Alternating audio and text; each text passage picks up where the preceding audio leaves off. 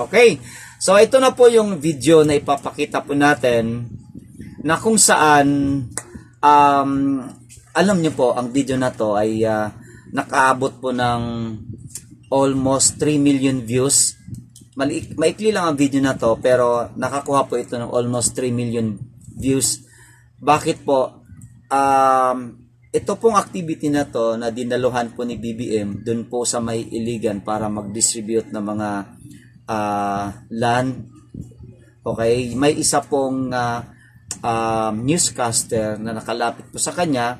Ang hindi alam ni Marcos ay nakunan po siya ng close-up video na kung saan makikita natin sa video ito na talagang hindi lang isang bisis ngumingiwi ang Pangulo. 3-4 na bis ata kung titingnan mo ang video ito. 3-4 na bis ngumingiwi po ang Pangulong BBM. Ano po ang ibig sabihin nun? Dito na natin ay gumagamit po ng cocaine. Okay? So, wag na po natin patagalin. Andito po yung video. Panoorin nyo na lang po. At saka kung gusto nyo mag-download, pwede nyo po itong i-download para po makita ng iba natin mga kasamang Pilipino na naghahanap ng katotohanan sa masalimuot na liderato nitong si Marcos Jr. Panoorin po natin. Susundin namin lahat ng utos ng Presidente. At sa tingin ko, dahil iba ito kasi itong programa ito talagang nandyan sa likod namin ng ating Pangulo. Kaya magagawa natin to, may i-distribute natin to.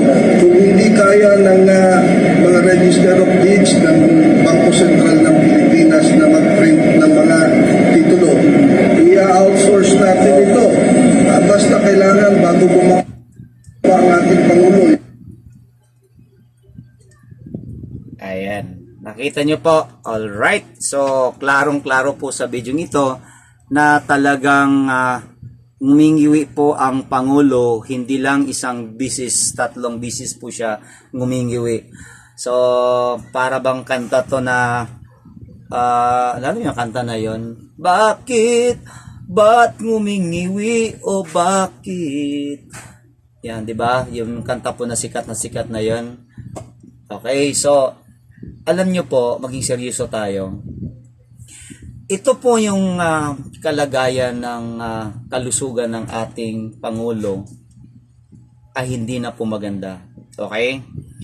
Napakamaliwanag po ang requirements ng isang tao o politiko. Iba po nakasulat doon, you have to be physically fit. Pero sa panahon ito na nalaman ng buong Pilipino kung ano talaga ang totoong kalusugan ng Pangulo, hindi na po siya nararapat na manatili na hawakan ang bansang ito. Tama po ba? So, kaya po napansin natin lahat po ng kanyang mga decisions, pabalintong-balintong, hindi niya sinunod ang mga pinagsasabi niya noon. Una, patunayan natin. Di ba po tinanong siya nung kapanahonan ng sabi natin na campaign. Tinanong po si Marcos, ano po yung comment nyo nitong ICC?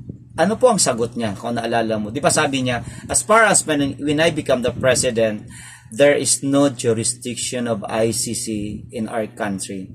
Because we are already independent, we are no longer a member of Rome Statute. Tama, di ba? Pero bakit ngayon? Bakit ngayon pinag-aaralan nila ang ICC? Okay? Isa lang po ang sagot niyan. Ang plano ni Marcos, durugin niya ang mga Duterte. Nakita niyo mga damo? Ang tingin niya sa mga Duterte ay mga damo. Kailangan mamatay ang mga damo at wala nang mabubuhay na kahit isang katiting na damo. At ito ang plano ni Marcos. Bakit po siya nagpadala ng batalyong SAP dito po sa Davao? Para sa anong kadahilanan? Unang-una, dapat po magpaalam siya sa isang mayor ng Davao na si Mayor Basti na meron siyang plano. Ano pong ginawa niya? Tinanggal niya po ang 35 police at 5 commanders station na kung saan hindi alam ni Mayor Basti ang lahat. So ano ang ibig sabihin nito?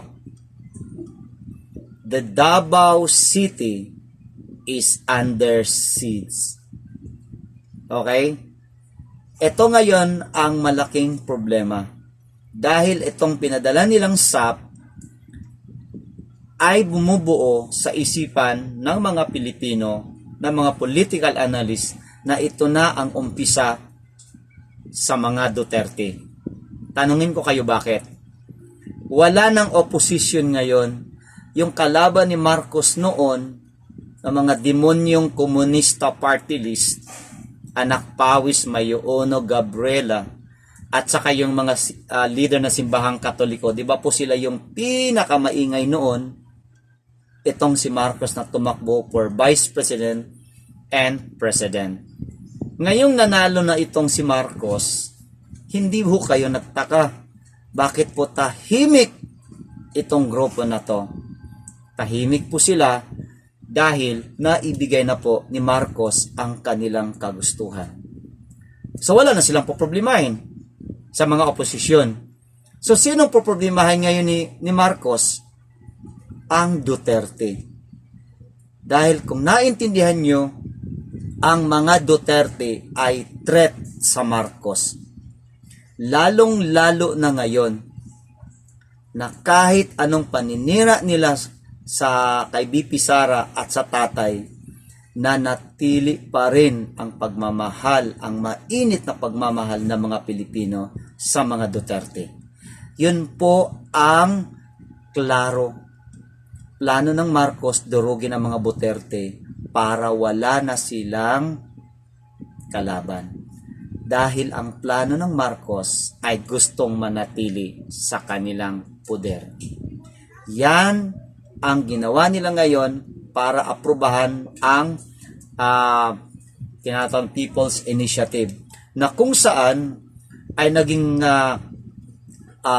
isa ring issue ngayon kung bakit itong si Senator Zubiri ay pinatalsik dyan sa Senado at pinalitan ni Senator Escudero, na isa ring nationalista party na naging kasama na sa binuo ni Marcos na tinawag niyang Uniteam, 3 political party na umanib na sa kanya. Okay. So, ibig sabihin, ang People's Initiative ay hindi pa rin nawawala. Nandyan po yan. Nandyan po yan. Kasi yan lang ang paraan nila na kapag nagalaw nila ang ating batas, dire-diretso na po yan.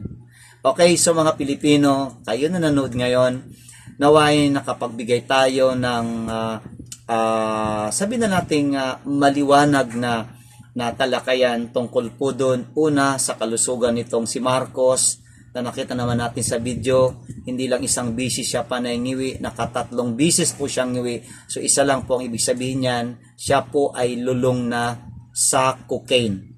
Okay? So ito ay palatandaan na dapat na po siyang bumaba sa pagiging presidente.